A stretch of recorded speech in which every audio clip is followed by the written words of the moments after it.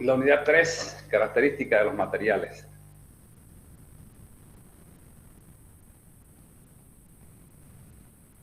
Habíamos visto características de las armaduras, cómo son las armaduras. Las armaduras en hormigón armado son barras de diámetro pequeño, en milímetros, desde 6 milímetros hasta 32 son los valores comerciales, pasando por 8, 10, 12, 16, 20, 25 y 32. No hay valores intermedios. De esta manera nosotros podemos ver de manera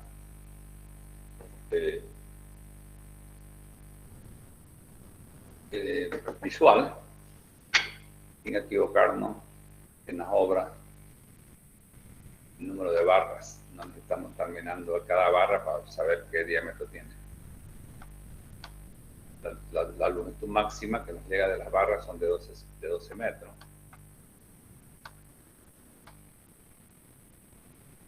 Los fierros se indican con el valor de phi. 2 phi de 8 significa 2 barras de 8. Una sección transversal. 4 phi de 10, de 16. Vamos abajo, ¿no? Trigo. Barras transversales. Estribo phi de 6 cada 20. Este está mal. Cada 20, no es 0. Habíamos visto que las barras que se usan en nuestro medio, en la práctica, modernamente, son barras soldables, más dúctil, mucho más dúctil. Están normalmente,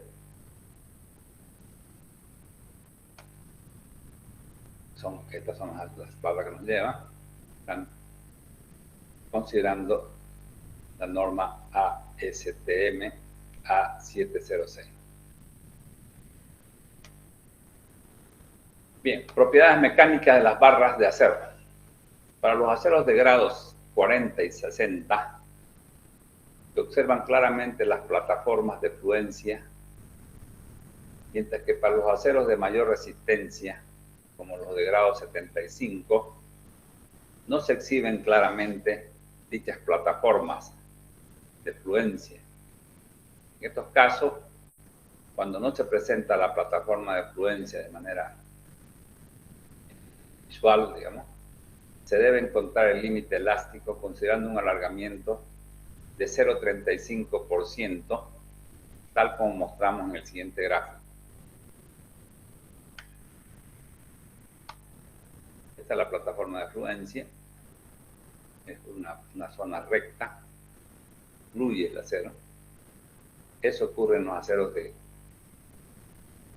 4.000 kilopón por 4.000 pulgadas por centímetro, por 4.000 libras por centímetro cuadrado, 60.000 libras por cuadrado, 75.000 libras por centímetro, por pulgada cuadrada. ¿No? El acero dulce, si ustedes se acuerdan, el A36 es el acero dulce. Significa que tiene 36.000 libras por pulgada cuadrada. Todos estos aceros, estos dos sobre todo, el 60 y el 40, tienen su plataforma de fluencia más o menos bien definida. Ya para aceros de mayor resistencia ya empieza a desaparecer esta plataforma de fluencia. ¿Qué se hace para ese caso para encontrar su límite elástico en este tipo de acero? Se traza una recta del 3,5%. Donde llega, ese viene a ser su límite elástico. Una norma. Eso nos dice la norma. Fíjense que aquí la deformación epsilon es la luz. Esta es la deformación delta L. Delta L sobre L es el epsilon. La norma ACI especifica que los diseños no deben basarse en esfuerzos de fluencia de las armaduras FY que excedan de 5.000 kilopón por centímetro cuadrado. Significa 5.000 kilogramos fuerza por centímetro cuadrado en estructuras de hormigón armado. ¿Qué quiere decir esto? Que está limitado la resistencia, el límite elástico del acero en hormigón armado está limitado a 5.000, es su valor máximo. Ese valor máximo es el que nos llega a nosotros de Brasil. Y los peruanos, ellos usan 4.000.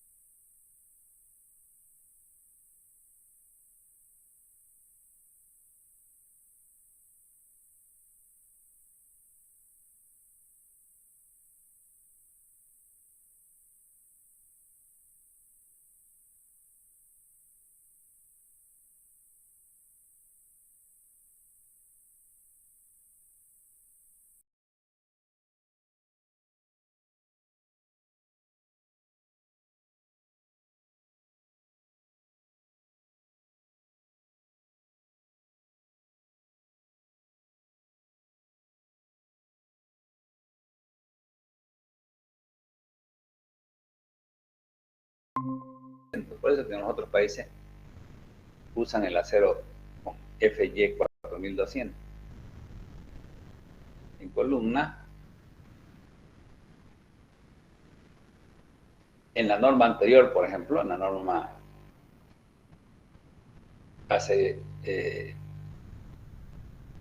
la norma 87, CBH 87, la resistencia de acero en las columnas no tenía que sobrepasar 4.200. ¿Por qué? Porque la deformación del hormigón en columnas, el acero, ¿qué hace? Le ayuda al hormigón a comprimir. Y la deformación por compresión del hormigón está alrededor de los 2 por 1000. Entonces, 2 por 1000 por 2.100.000 me da 4.200. Quiere decir que la máxima tensión de deformación que puede darse en una columna, el fierro que está en una columna comprimido es 4.200. Yo no puedo hablar de un acero 7.000. Por más que tenga un acero 8.000 o 10.000, lo máximo que puede deformarse es lo que el hormigón se deforma. Y en esa deformación solamente le exige 4.200. Esa es una de las causas por qué se limita a 5.000.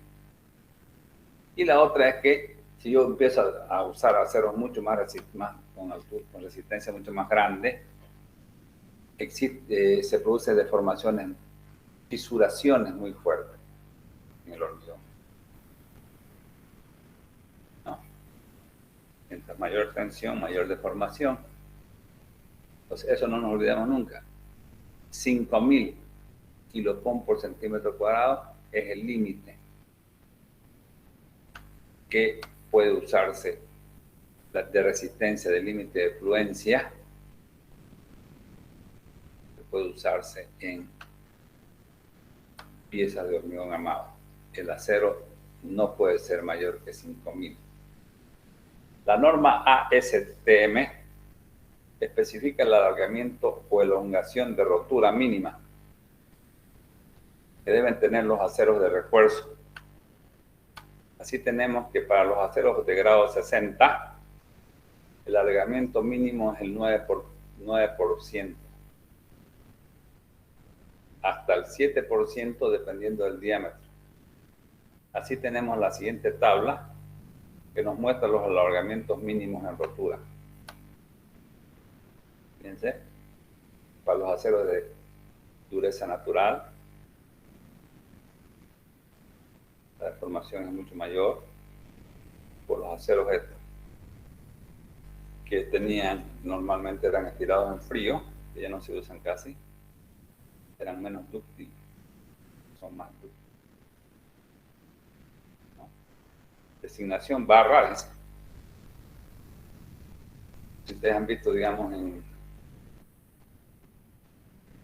en algunos libros americanos,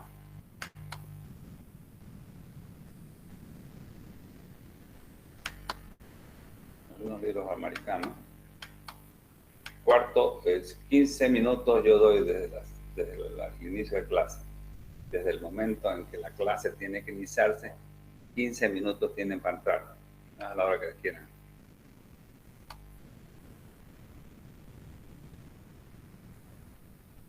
Si yo tengo, por ejemplo, en algunos libros americanos van a ver ustedes esto.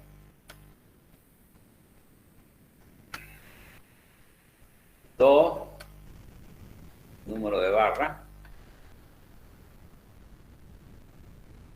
por decirle do.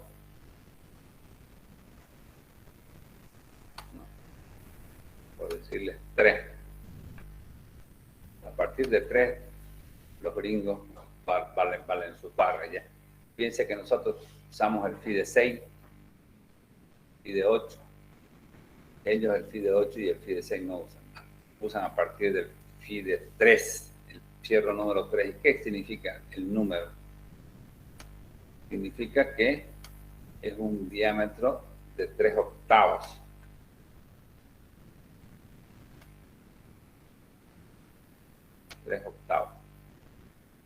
Digamos que yo aquí tenga fierro más grande, más grueso.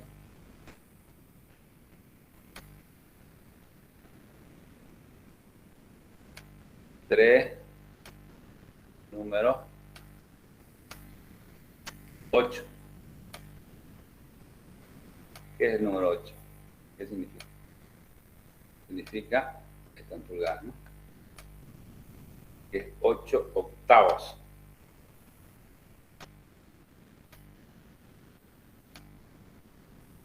En otras palabras, sería un diámetro de 1 pulgada.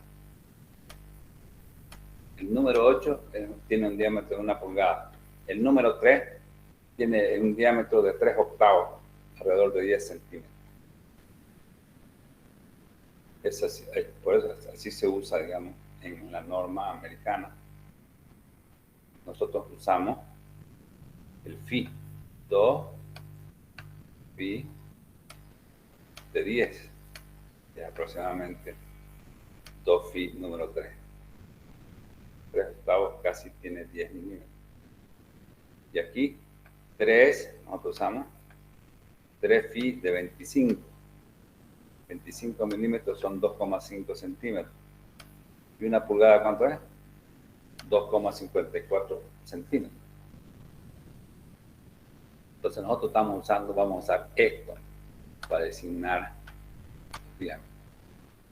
Cuando vean libros americanos y vean el número, significa que es el número dividido entre 8 siempre. Pero un octavo. Por ejemplo, aquí, fíjense, barra es en 3, pieza de 3, fíjense, 4, 5, 6, 7, 8, 9, 10 y 11.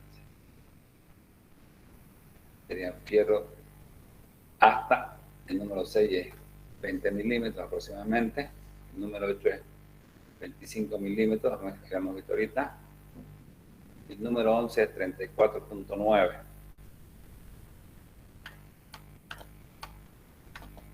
Aquí está, cada uno está, este número significa 5 octavos. 4 números 7, 7 octavos. 7 octavos 22 y 5 es y 16 casi, 15,8. Fíjense que el límite, este más o menos un gráfico de tensión de formación de un acero.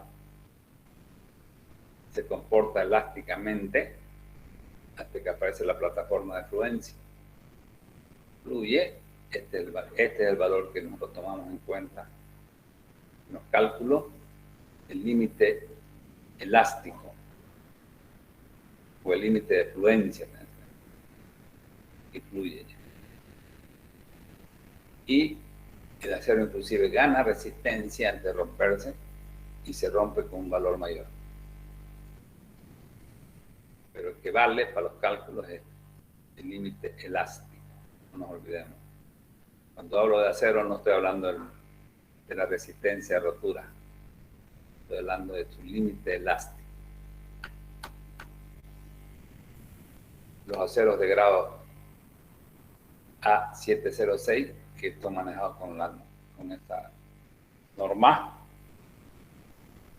tienen mayor utilidad, son soldables. ¿Qué son los aceros de dureza natural? Que son los que ahora nos llegan a nuestro medio. Ya no llegan los aceros tirados en el frío, que eran más frágiles, eran con menos deformación, fíjense. En vez de 14, 9, en vez de 12, 8, según el tiempo. Soldabilidad. El acero ASTM A615, por su composición química de alto contenido de carbono, equivalente lo hace un acero difícil de soldar, con una alta posibilidad de que se originen uniones frágiles y de baja resistencia. Los aceros fabricados según ASTM A706 sí es soldable. Su uso es recomendable en zonas de alto riesgo sísmico, ya que facilita las reparaciones de las barras dañadas luego de los sismos intensos o cuando se quiere reforzar o ampliar una estructura. Como les decía, ya prácticamente estos aceros de la ASTM A615 ya no se fabrican prácticamente, y solo son fabricados los aceros de dureza natural por esa situación de que son más dúctiles, son soldables, ¿no? Se los puede soldar sin alterarse su resistencia. Efecto de la temperatura. El acero expuesto a altas temperaturas pierde sus propiedades mecánicas, su límite de rotura, su límite elástico, su resistencia en servicio, a partir de los 450 grados centígrados. La reducción de esa resistencia crece rápidamente a partir de los 450 grados centígrados. El recubrimiento de concreto protege dentro de ciertos límites a las barras de acero del juego, prolongando el tiempo necesario para que sus propiedades mecánicas se vean afectadas por altas temperaturas. O sea, el acero, el hormigón armado tiene también esa ventaja frente a las estructuras de acero, de que el hormigón lo protege en parte al acero frente a altas temperaturas. Características del hormigón. Ya hemos visto entonces las características del acero, que se nos quede, que las barras son de diámetros pequeños, que vamos a usar solo barras de 6, 8, 10, 12, 16, 20 y 25, que son las comerciales, y eventualmente 32 en el caso de estructuras muy expuestas a esfuerzos grandes como puentes, ¿no? Las que tenemos nosotros a la mano a comprar es hasta el FI de 25. 32 normalmente hay que hacerlo ya con pedido. ¿Qué más que nos quede? Que cuando hablamos de acero no estamos hablando de su resistencia a rotura, estamos hablando que su resistencia es el límite elástico. De que los aceros de dureza natural son mucho más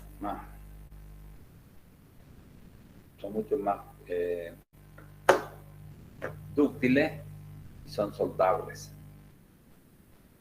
Que son los aceros que nos llegan actualmente a Santa Cruz por Baja.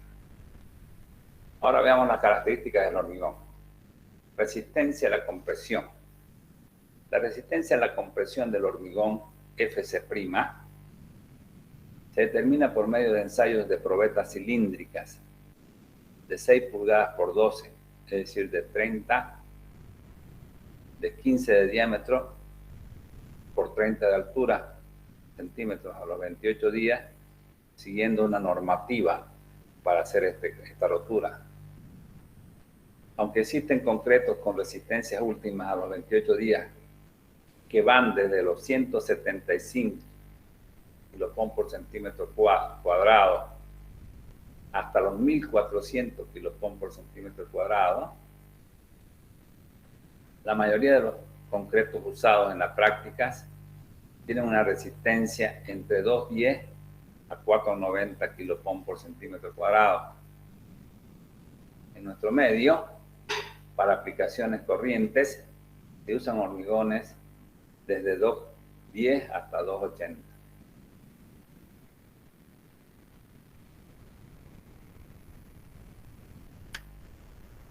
Resistencia promedio requerida. La norma ASI indica que la resistencia promedio a la compresión requerida FCR, usada como base para la dosificación del hormigón, debe ser F'SR igual al FCR, al F'C, o mejor dicho, al FC', más 1,34S, donde S es la desviación estándar, calculada por la siguiente expresión. Estas son las resistencias de cada uno de las crometas. Este es el promedio. El número dividido entre n, menos 1. De ahí sale esta desviación estándar. O sea, mientras menos desviación haya, mientras menos diferencia haya, esta desviación va a ser más pequeñita, ¿no? Y al ser más pequeña, significa que vamos a tener un hormigón de mayor confiabilidad. Esa desviación estándar, XI, ensayo individual de la resistencia, XI raya, promedio de N resultados de ensayos de la resistencia, N número de ensayos consecutivos de la resistencia. Cuando no se tengan registros de ensayos de resistencia en obra, para el cálculo de la desviación estándar, la resistencia promedio reducida FCR' debe cumplir con los siguientes requisitos. Resistencia especificada a compresión FC'.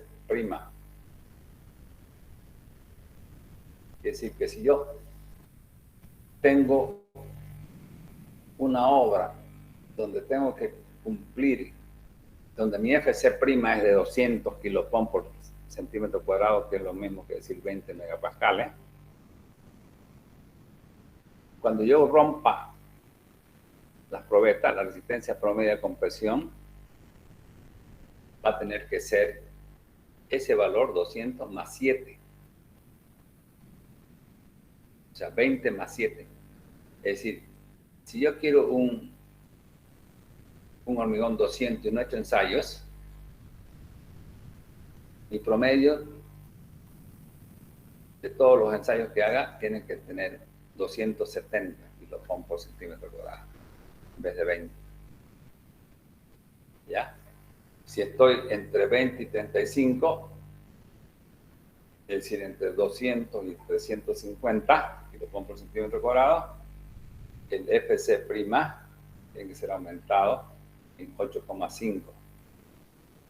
El promedio de la rotura tiene que estar alrededor de este valor. Más de 35 ya es más grande. Ese es entonces el concepto que habíamos dicho nosotros del FC'. ¿Qué es el FC'? Es el número de una obra de hormigón armado. El número más importante. es la resistencia a rotura por compresión en una probeta estándar de 6 pulgadas de diámetro y de 12 de longitud cilíndrica, que se la ejecuta siguiendo una normativa de rotura y que además ese valor de FC' tiene una confiabilidad de mínimo el 95%. Para ello, si uno tiene, digamos, la posibilidad de hacer ensayos, hay que aplicar esta fórmula para encontrar este valor.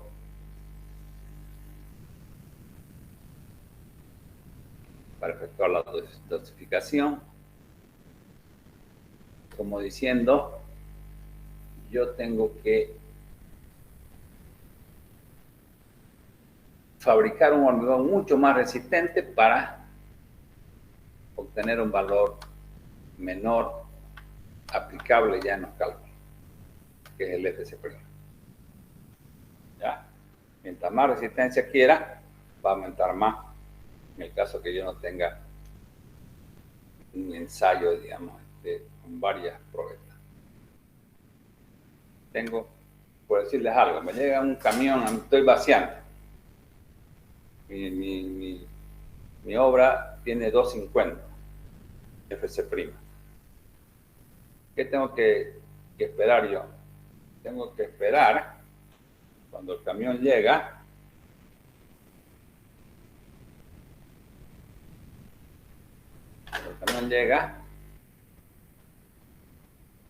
y digamos saco, por decirles, unas 5 probetas.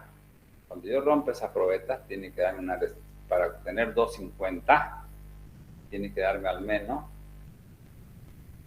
una rotura 330, alrededor de 330. Recién yo puedo decir que ese hormigón es 250. Es decir, que para asegurar que la resistencia a compresión del hormigón en las estructuras sea FC', los valores de promedio de resistencia deben ser mucho más elevados. Las curvas tensión-deformación que mostramos en la siguiente figura representan los resultados obtenidos en pruebas de compresión en cilindros estándares de resistencia variables a los 28 días. Deben estudiarse cuidadosamente estas curvas, ya que muestran varios puntos importantes. Fíjense que aquí cuando hablamos de hormigón, la resistencia es a la rotura de esta probeta. Y cuando hablamos de acero, no es la rotura mi referencia, es su límite elástico. Eso que quede bien claro. ¿Qué podemos ver aquí en esta curvita? Fíjense que tengo hormigones desde 140 hasta 420 kilotón por centímetro cuadrado.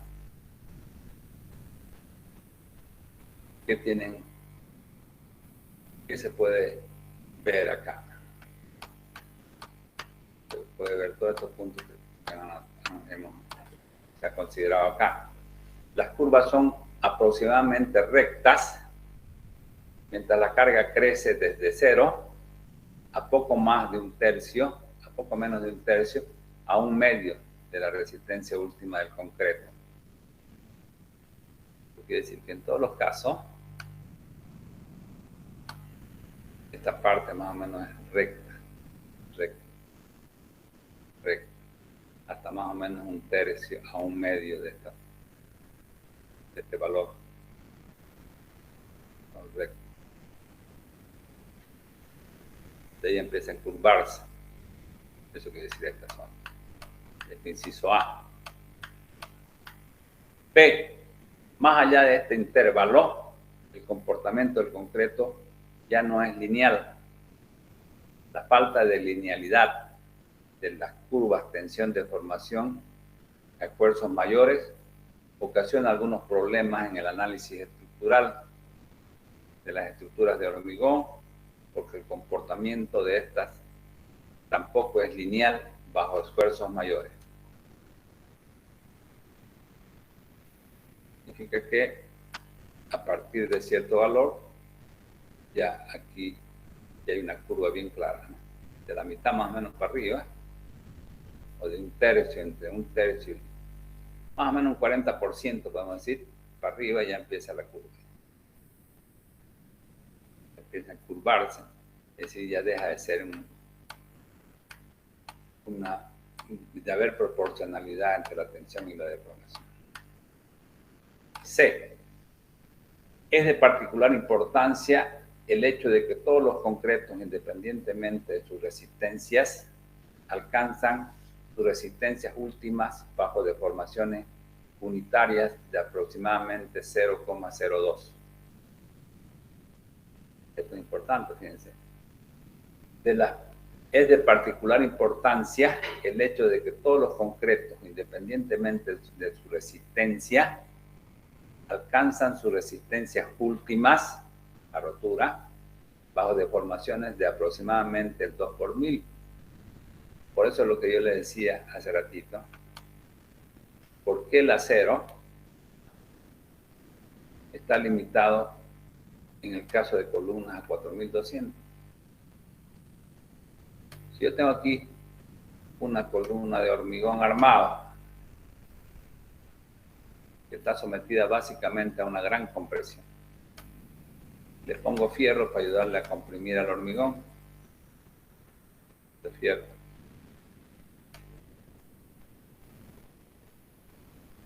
¿Qué me dice a mí aquí?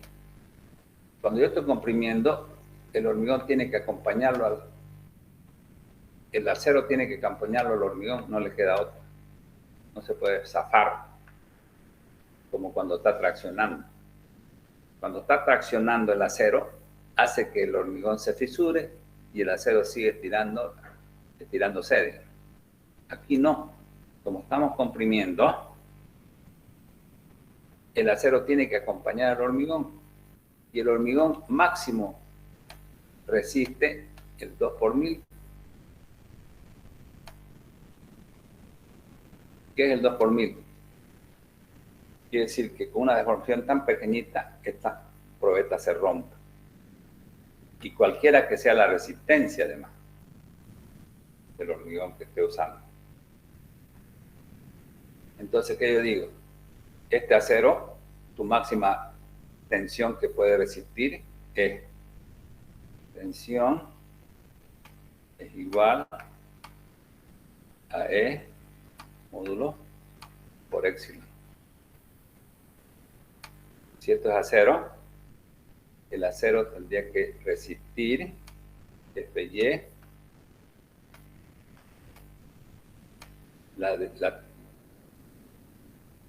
el módulo de elasticidad del acero, que es 2.100.000, 2.100.000,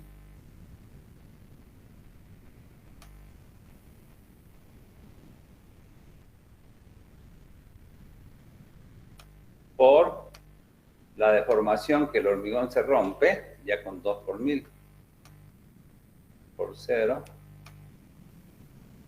0, 0, 2. ¿Cuánto da esto? Me da que el Fy no puede ser mayor en columna de 4200. Por eso que el límite elástico en hormigones máximo acero hasta 5000. Porque cuando calcule columnas voy a tener que calcular con 4200. Por más que tenga un hormigón 7000 o 10000. Un acero por 7000 o 10000. No me sirve. En columna máximo 4200. Y en vigas tampoco me sirve porque ya genera mucha fisuración un acero de alta resistencia, de mayor resistencia que 5000. ¿No? ¿Qué nos dice aquí entonces? Que casi todos los aceros rompen o llegan a su máxima capacidad al 2 por 1000. Al 2 por 1000. Fíjense, cualquiera que sea, aproximadamente su valor es ese, 2 por 1000.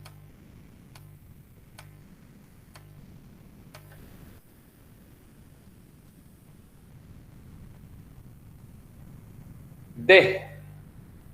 El concreto, pues, es decir, el hormigón, no tiene una resistencia a la fluencia plástica definida. Más bien las curvas se comportan suavemente hasta sus puntos de rupturas bajo deformaciones unitarias entre 0,3 y 0,04. Este valor va dependiendo, hay algunos hormigones que rompen antes, hay otros que siguen deformándose sin romperse, pero mientras más alta su resistencia, más rápido se rompen, son más dúctiles, son más frágiles. Mientras mayor es su resistencia, los hormigones son más frágiles.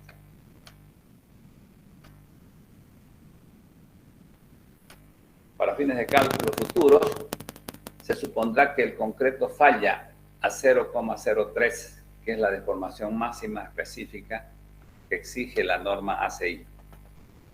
Inciso E. Debe observarse además que los concretos de bajo grado son menos frágiles que los concretos de grado alto. O sea, que mostrarán deformaciones unitarias mayores antes de romperse. Es lo que le decía acá, ¿no? Mientras más alto, menos deformación a romperse. Pero todas llegan al menos al 3 por 1000. Entonces el código tiene una deformación de rotura del hormigón que acepta, este código es 3 por 1000.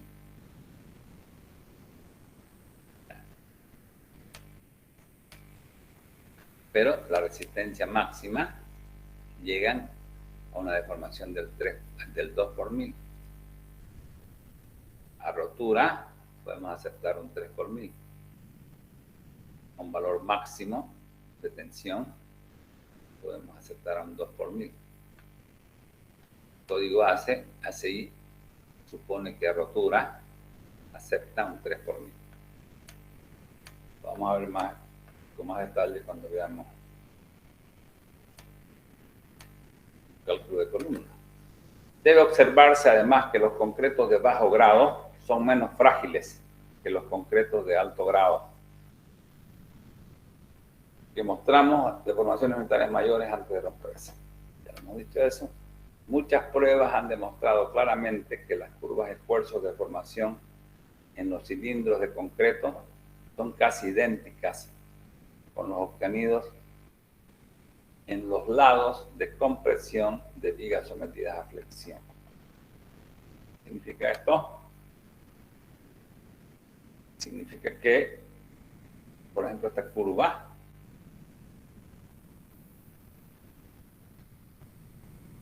se desarrolla casi la misma curva cuando estamos con una viga sometida a flexión. Muchas pruebas han demostrado claramente que las curvas de esfuerzo de formación, tensión de formación, en los cilindros de concreto son casi idénticos a las obtenidas en los lados de compresión de vigas sometidas a flexión. Así que esta curva, por ejemplo,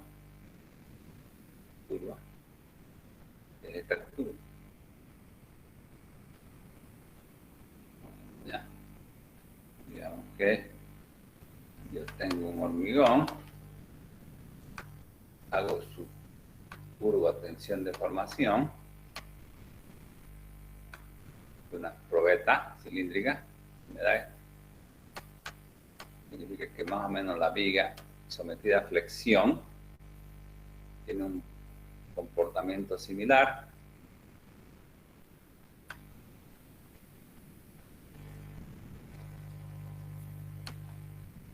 La curva se repite acá. Bien. ¿Qué más? Módulo estático de elasticidad. El hormigón no tiene un módulo de elasticidad bien definido. Su valor varía con las diferentes resistencias, con la edad de esto, con el tipo de carga, las características y proporciones del cemento y los agregados. Además, hay varias definiciones diferentes de módulo. El módulo inicial es la pendiente del diagrama tensión-deformación en el origen de la curva.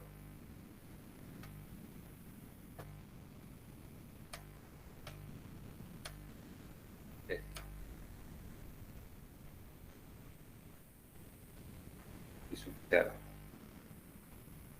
En el origen de la curva vendría a ser esta. Módulo inicial se llama. El módulo tangente es la pendiente de una tangente a la curva en algún punto de esta, por ejemplo, en un 50% de la resistencia última de concreto. Módulo tangente. El módulo tangente.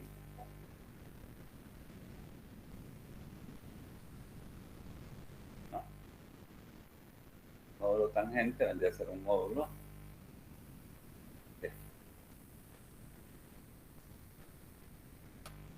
módulo tangente inicial, y este es el módulo secante o módulo de elasticidad. Módulo tangente es este 3, estamos hablando de.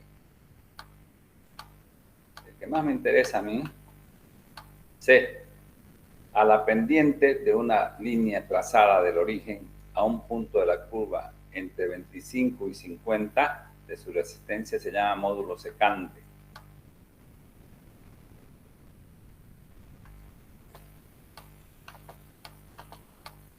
Este es el módulo secante.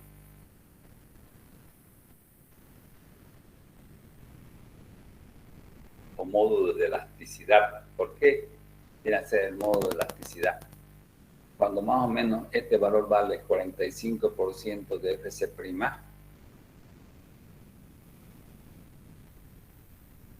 más o menos se cree que en esta zona es la zona de servicio, donde está trabajando la estructura. ¿Ya? Entonces, este módulo que se considera para calcular las deformaciones en las vigas, para hacer los cálculos en servicio de una viga, cuando está trabajando en servicio. Nosotros calculamos la viga de rotura, sin embargo en servicio estamos por acá, más o menos, con esta tensión de trabajo del hormigón. ¿Ya? Otro módulo llamado módulo aparente o módulo a largo plazo se determina usando los esfuerzos de deformaciones unitarias obtenidos después de que la carga ha sido aplicada durante un cierto periodo.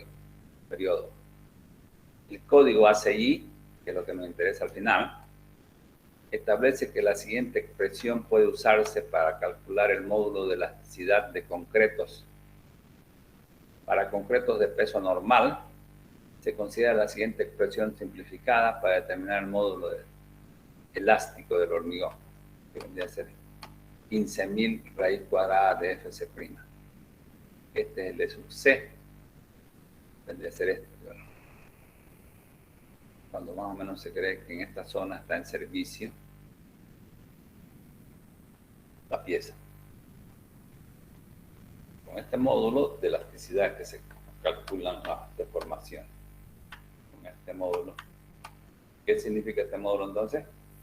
El módulo secante o módulo de elasticidad, que responde más o menos al módulo elástico del hormigón en servicio,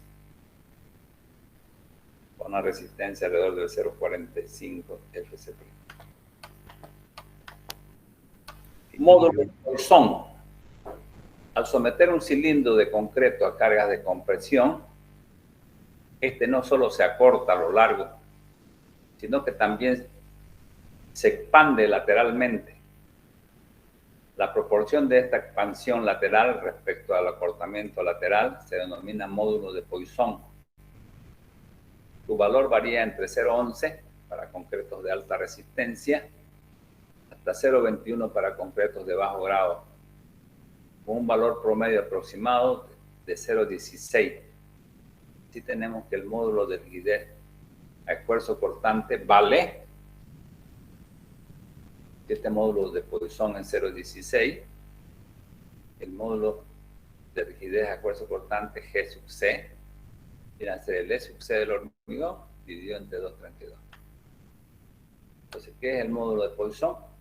Es la relación que tenemos entre la deformación lateral y la deformación longitudinal, porque al aplastar esto, no solo que esto se hunde, sino que se amplía lateralmente.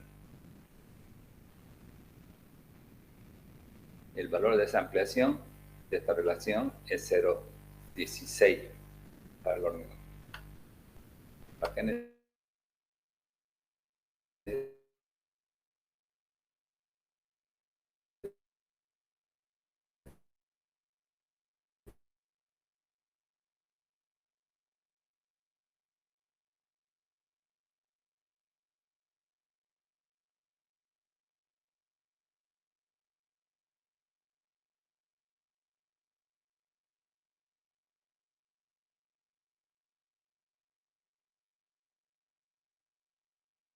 para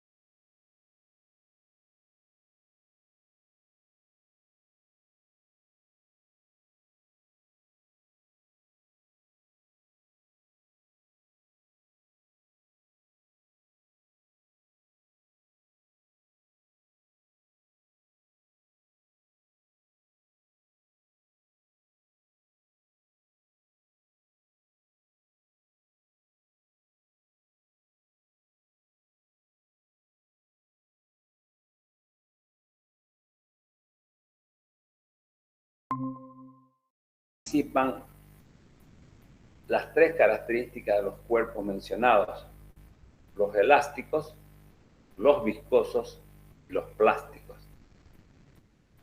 No debe extrañarse esta definición del hormigón, ya que en él coexisten la fase sólida, áridos y cementos, la fase líquida, agua, y la fase gaseosa, aire o fluido. En este punto estudiaremos en primer lugar el fenómeno de la retracción, para luego ver el fenómeno de la fluencia. Es decir, el hormigón, no como hormigón armado, estamos hablando del hormigón solo. Hemos visto el acero, ahora estamos viendo el hormigón. Tiene dos problemas graves que se llaman retracción y fluencia. ¿Qué es la retracción y qué es la fluencia? Ustedes ya saben, pero vamos a repasarlo ahorita. Ya han visto tecnología del hormigón teóricamente. Ahí se ve todo este concepto. Cuando los materiales del hormigón se mezclan, la pasta consistente en cemento y agua llenan los vacíos entre los agregados y los amalgamas. Esta mezcla necesita ser manejable o fluida para lograr esta fluidez requerida en el momento del vaciado. Normalmente se usa considerablemente más agua, quizás el doble de la que es necesaria para que el cemento y el agua reaccionen químicamente, la hidratación. Es decir, estamos colocando, al fabricar el hormigón, para poder vaciar, necesitamos echarle agua para que sea trabajable ese hormigón, no es muy duro. Y esa agua que se echa para que sea trabajable es mucho más de lo que necesita exactamente para que el hormigón, el cemento y el agua se hidraten químicamente. Después de que el hormigón se ha curado y comienza a secarse, el agua adicional, esa que hemos colocado para que sea trabajable, que se usa en el mezclado, empieza a aflorar en la superficie, donde se evapora. Como consecuencia, el concreto se contrae y se agrieta. Es decir, se contrae, que decir, se achica. Las grietas resultantes pueden reducir la resistencia de la estructura del hormigón armado. La contracción continúa durante muchos años, pero bajo condiciones comunes, probablemente el 90% se desarrolla en el primer año. La cantidad de contracción depende mucho de la exposición. Por ejemplo, si el hormigón se ve sometido a mucho viento durante el curado, su contracción será mayor. Igualmente, una atmósfera húmeda implica menos contracción en comparación con una atmósfera seca, que implica mayor contracción. Debe minimizar la contracción. Para minimizar la contracción, es deseable hacer lo siguiente: mantener un mínimo de cantidad agua-cemento, curar bien el hormigón, que es decir, echarle agua. Después, como el hormigón está empezando a endurecer, hay que echarle agua durante más tiempo, mejor. Los primeros días por lo menos hay que curarlo. ¿Por qué? Porque ahí está la retracción bien marcada, bien fuerte. El hormigón para muros, pisos u otros elementos constructivos grandes de espesores pequeños requieren de juntas de contracción. Cuando hablamos de pavimento rígido, por ejemplo, hay que hacer juntas de contracción y de temperatura.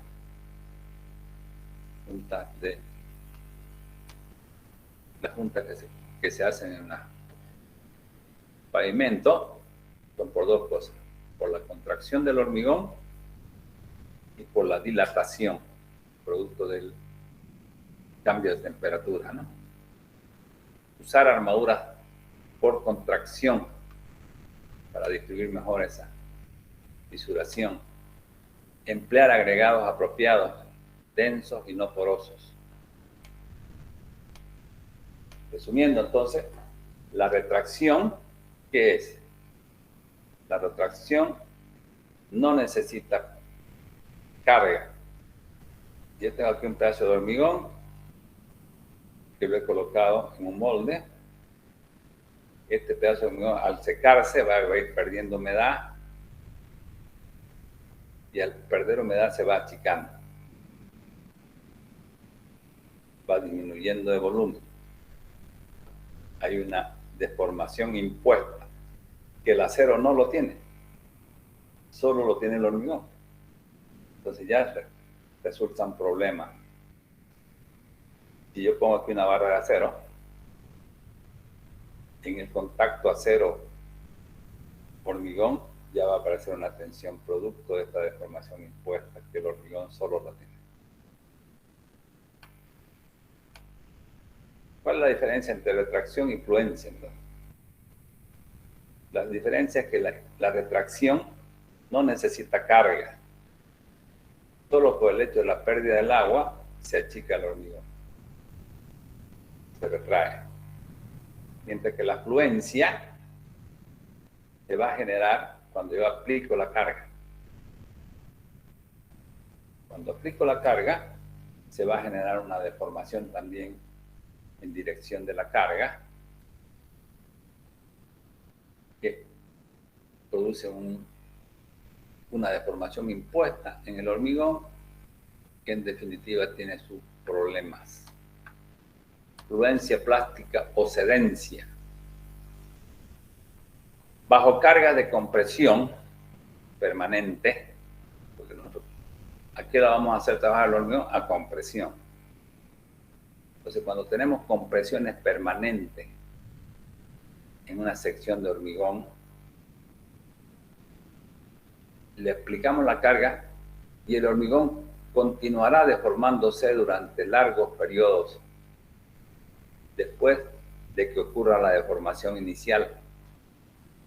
La deformación adicional se llama fluencia plástica. Si se aplica una carga de compresión a un elemento de hormigón, se presenta instantáneamente un acortamiento elástico. Si la carga se la deja en su lugar mucho tiempo, el elemento va a seguir acortándose durante varios años y la deformación final usualmente será igual aproximadamente de 2 a 3 veces la deformación inicial. Si la carga a largo plazo se retira, si la carga permanente se retira, el elemento recobrará mayor parte de su deformación elástica y algo de su deformación plástica. Si la carga vuelve a actuar, tanto su deformación elástica como la plástica se desarrollarán nuevamente. La magnitud del flujo plástico depende mucho de la magnitud de los esfuerzos presentes. Es casi directamente proporcional al esfuerzo, mientras que el esfuerzo no sea mayor que aproximadamente la mitad de Fc'. Más allá de este valor, la fluencia crece rápidamente. Las cargas a lo largo de plazo, las cargas a largo plazo o permanentes, no solo generan fluencia plástica, sino que también influyen adversamente en la resistencia al hormigón. Las cargas permanentes en probetas cargadas por un año o más puede darse una reducción de la resistencia aproximadamente entre el 15 al 25%. Repito, para cargas permanentes en probetas cargadas por un año o más, puede darse una reducción de la resistencia aproximadamente entre un 15 a un 25%. Así, un elemento cargado con una carga constante, digamos del 85%, su resistencia última a la compresión, Fc', puede ser satisfactoria por un cierto tiempo, pero puede fallar después.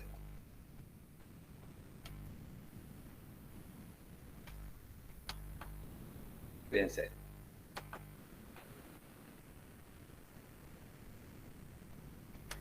¿Qué pasa? Vamos a aplicar esto en el cuadrito. Yo tengo una probeta y esta carga es noval. O sea, es la primera carga que le voy a aplicar a esta probetita. Nunca se le había aplicado ninguna carga. Le aplico esta carga y va a haber una deformación instantánea de 0 a O'. Si la sigo manteniendo esta carga en el tiempo, va a seguir creciendo una flecha, una deformación, perdón, una deformación que se llama deformación diferida.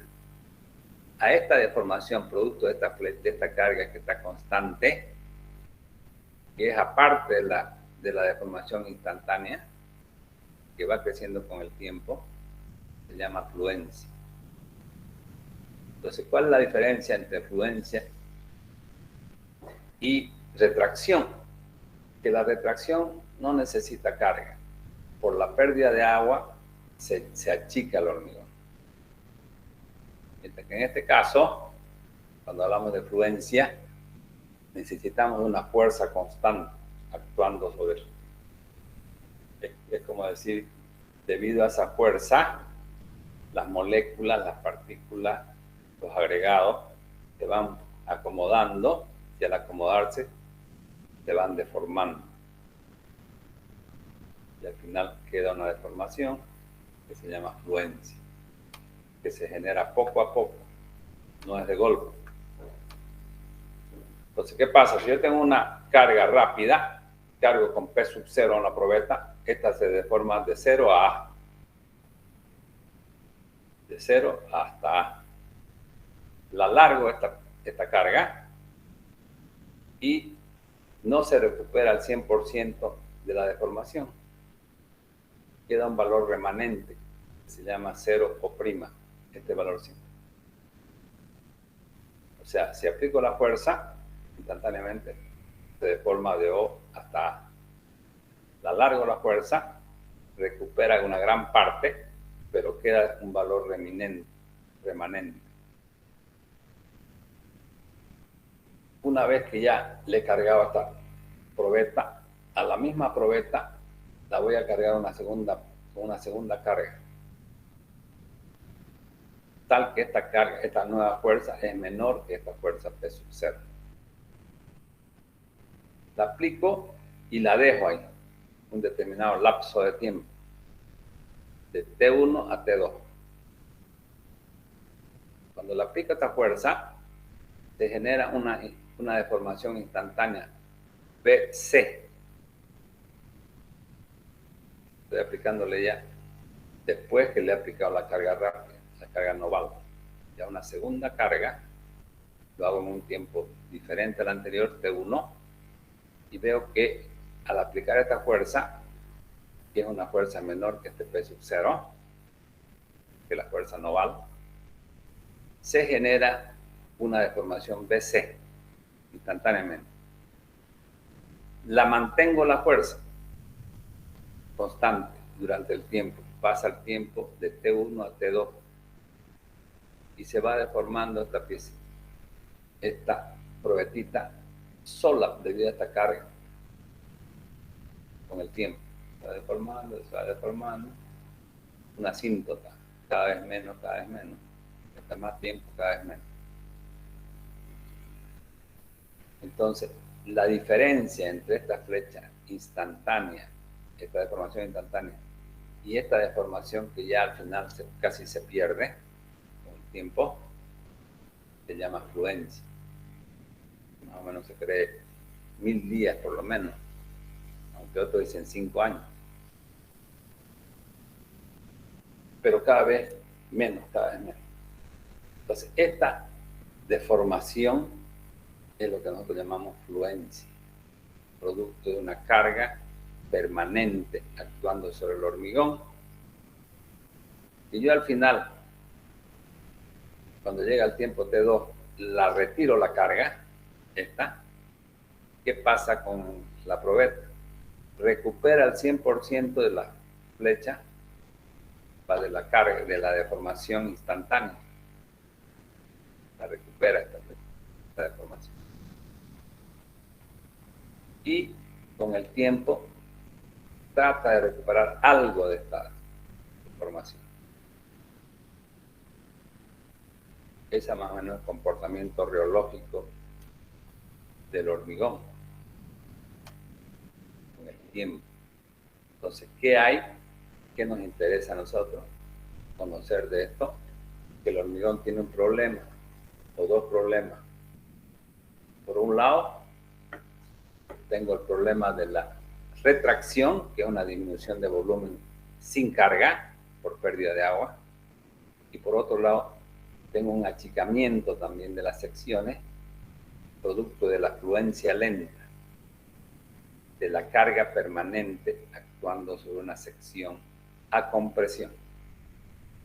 Porque el hormigón trabaja a compresión, no trabaja a tracción. ¿No? Y esas pretensadas que están comprimidas, ahí la fluencia tiene un gran valor, una gran influencia en esta estructura. Hay que tomar en cuenta esa deformación porque hace que disminuya la fuerza inicial, la fuerza de pretensado. A continuación indicamos factores que afectan la magnitud de la fluencia plástica. 1. Cuanto mayor sea el tiempo de curado previo a las aplicaciones de las cargas, menor será la influencia plástica.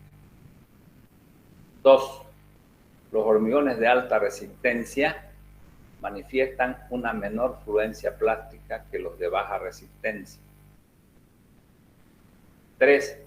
La fluencia plástica aumenta con la temperatura. 4. A mayor humedad, menor será el agua de poro libre que pueda escapar del concreto. La fluencia adquiere un valor de casi el doble al 50% de la humedad que al 100%. 5. Los hormigones con mayor porcentaje de pasta, cemento, agua, tienen mayor fluencia plástica, porque es la pasta y no los agregados la que fluye plásticamente. 6. La adición de armaduras, de la colocación de fierro, en las zonas de compresión del hormigón, reducen mucho la fluencia plástica. La reparten mejor, ¿no? Esa deformación, ¿no? En el fierro, la reparten mejor. Resistencia a la tracción del hormigón. La resistencia a tracción del hormigón varía aproximadamente entre el 8 al 15% de la resistencia a compresión. Aunque la resistencia a la tracción normalmente se desprecia en los cálculos, es sin embargo una propiedad importante que afectan en el tamaño y la extensión de las fisuras que se presentan. La resistencia a la tracción en elementos de concretos tiene un efecto definitivo de reducción de sus deformaciones. La resistencia a la tracción del concreto no varía en proporción directa a la resistencia última de Fc', la compresión. Varía aproximadamente en proporción a la raíz cuadrada. Esta resistencia es muy difícil de medir bajo cargas de tracción directa. Es decir, es difícil hacer una probeta y someter la tracción, porque no se la puede agarrar una probeta de hormigón y someter la tracción. Debido a este problema del agarre en el extremo de la probeta, por ello se han desarrollado dos pruebas que son indirectas para medir la resistencia a la tracción del hormigón. Estas son la prueba del módulo de ruptura y la prueba radial del cilindro, o prueba brasilera. Con base en cientos de pruebas, el código proporciona un módulo de ruptura igual a resistencia a flexotracción del doble de la raíz cuadrada de Fc', entrando y saliendo en kiloohm por centímetro cuadrado. No se puede hacer esto porque es difícil agarrar acá. Entonces, ¿qué se hace? Se aplica aquí una forma, como si fuera una viguita sin fierro, se pone carga y se obtiene el valor de ruptura. Cuando ya se empieza a romper, a fisurar, va a haber un momento, tenemos la rigidez de esta sección, el momento de inercia de esta sección, la profundidad desde el baricentro a las fibras más traccionadas, y tenemos al final esta resistencia, que es a ruptura, y que vale, después de hacer muchos ensayos, al final vale.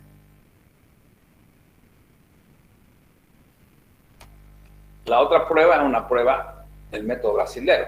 Consiste en aplicarle a una probeta cilíndrica una carga lateral lineal.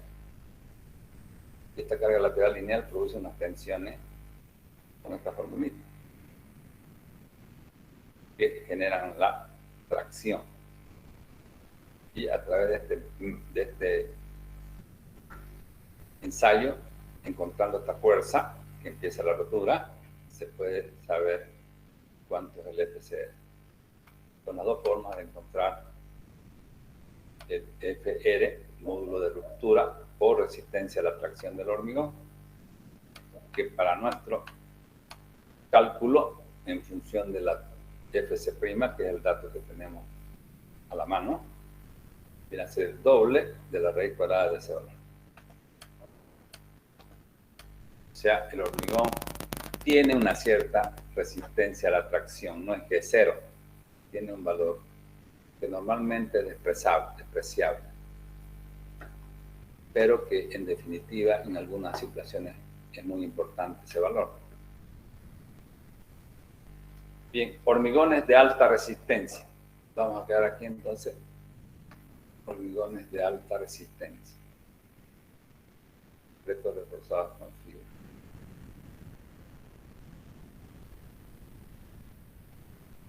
Podemos terminar de una vez, a ver, terminaremos una vez. Los hormigones cuya resistencia a compresión exceden los 420 se les llama hormigones de alta resistencia. Es decir, hasta 420 kilopon por centímetro cuadrado se puede fabricar hormigones con relativamente facilidad, con cierta facilidad. En nuestro medio usamos hasta 300, más o menos. Ya más los materiales del río ya hay que reforzarlos de otra manera. O sea, chancar las piedras más duras para obtener una resistencia mayor. Estos hormigones tienen otras características excelentes, además de su alta resistencia. Por ejemplo, la permeabilidad baja. La permeabilidad baja que son de tales hormigones los hace mucho más durables con respecto a los diferentes agentes físicos y químicos que pueden actuar sobre ellos y pueden ocasionar que el material se deteriore. Hasta no hace mucho tiempo los ingenieros estructurales consideraban que las compañías de premezclados no podían entregar hormigones con resistencia mucho mayor a los 280. Sin embargo, actualmente estas mismas compañías pueden entregar hormigones con resistencia a la compresión de alrededor hasta 630 kilopon por centímetro cuadrado. Estamos hablando de otras partes, de otros lugares. Han existido situaciones de estructuras que han requerido hormigones de resistencia alrededor de 1400. Esto es fuerte, casi parece un acero dulce. Los hormigones de alta resistencia se pueden obtener fácilmente y se usan aditivos tales como el gas de silicio y superplastificadores. El gas de silicio es un polvo extraordinariamente fino que varía el color de gris a claro o de gris a oscuro, que obtiene en hornos de arco eléctrico como un subproducto de la producción de silicio metálico, que se encuentra disponible en polvo y líquido, que se adiciona al hormigón entre un 5 al 30% del peso del cemento. Bien, entonces estos hormigones de alta resistencia son más finos, son mucho más resistentes y se logran a través de adicionar silicio. ¿Ya? Como decía en nuestro medio, nosotros podemos llegar hasta un H30. Un H30 es un hormigón de 300 kilopon por centímetro cuadrado. H30 significa 30 megapascales. ¿Ya? Un H21 es un hormigón que nosotros con las piedras, con los agregados de nuestro río, limpiándolo, trabajando con agregados limpios, usando una buena relación agua-cemento, podemos lograr fácilmente un hormigón 210, amasado en la obra inclusive, sin necesidad de fábrica. Bien, de plantas de preparación de concreto. Concretos reforzados con fibras. Esto es lo moderno. Yo pienso que esto va a ser el próximo paso de cambio que se va a obtener de los hormigones. De aquí un poco más, de un poco tiempo, posiblemente ya vamos a hablar de otros valores de resistencia con concretos reforzados con fibra. Pero actualmente están usando pero no se los toma en cuenta ya en el cálculo en sí. Con algunas modificaciones yo creo que por aquí está el posible cambio posterior. En años recientes ha habido un gran interés en el uso de hormigones armados reforzados con fibras. Actualmente se lleva a cabo numerosas investigaciones sobre el tema. Las fibras usadas están hechas de acero, plástico, vidrios u otros materiales. Varios experimentos han mostrado que la adición de tales fibras en cantidades convenientes, normalmente hasta del 1 hasta el 2% en volumen, hormigones convencionales pueden mejorar apreciablemente sus características. La resistencia a compresión de los hormigones reforzados con fibra no son considerablemente mayores.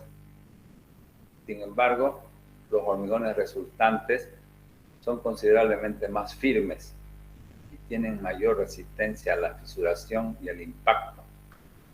En otras palabras, mayor resistencia a la tracción. El uso de fibras ha aumentado la versatilidad del concreto a reducir su fragilidad. Podemos darnos cuenta fácilmente que las barras de acero proporcionan refuerzos solo en la dirección de estas, mientras que las fibras, que está ya en la masa del hormigón, que está distribuida en la masa, distribuidas de manera aleatoria, proporcionan resistencia adicional en todas las direcciones. Ya lo vuelvo como por decir isótopo al hormigón. El acero es el material más comúnmente usado para fibras. Los concretos resultantes resultan de mayor durabilidad. Se usan sobre todo en pavimentos rígidos, se usa mucho ahora, y en las obras grandes de hormigón armado, para evitar la fisuración, que no se lo toma en cuenta como cálculo. Eso es lo que está faltando. Se lo usa como para mejorar directamente las características del hormigón, pero no se toma en cuenta cuánto le ayuda y cuánto podríamos ahorrar si nosotros tenemos ese material adicional, que no son otra cosa que como agujas y agujitas delgaditas con terminaciones en las puntas de unas 2 pulgadas de acero. Las que más se usan son las de acero. Los concretos reforzados con fibras de acero son muy usados en pavimentos, cascarones delgados y productos precolados, así como en algunas parches y cubiertas. Resumiendo, los hormigones reforzados con fibras son considerablemente mejores que los hormigones normales, ya que el módulo de ruptura por tracción mejora notablemente y la fisuración de igual manera disminuye. Bien, entonces, el tema de los hormigones con fibra es que todavía no se lo está tomando en cuenta en los cálculos. Están eso, los ensayos están ahorita efectuándose. ¿Qué significa? Digamos, yo tengo una viga acá y meto yo ese elementito de acero, más o menos así, 5 centímetros, digamos que sea. Y aquí tendrá 1 centímetro más o menos. Y es delgadito, digamos, su diámetro será de menos de 1 milímetro. Acero fino. Entonces todo eso está aleatoriamente colocado aquí en el hormigón. Entonces eso, cuando ya viene la fisuración, está cosiendo. Ya hay un fierrito que está cosiendo esa fisura, que no es lo mismo que no haya nada. Y esta fisura disminuye fuertemente. Eso es lo que no se ha todavía investigado. ¿Cuánto podemos ahorrar, no? O cuál es la gran ventaja que se manifiesta en ahorro, ¿no? De material que se produce al usar este hormigón con fibra. Bien, jóvenes, llegó el tiempo, vamos a tomar la lista y nos vamos.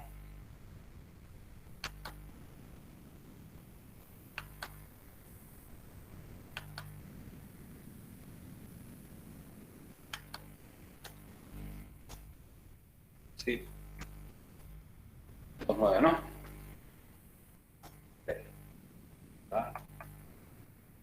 Bien, quedamos aquí entonces por ahora, jóvenes. Hasta luego. Hasta luego, ingeniero. Bien. Ya, gracias, ingeniero.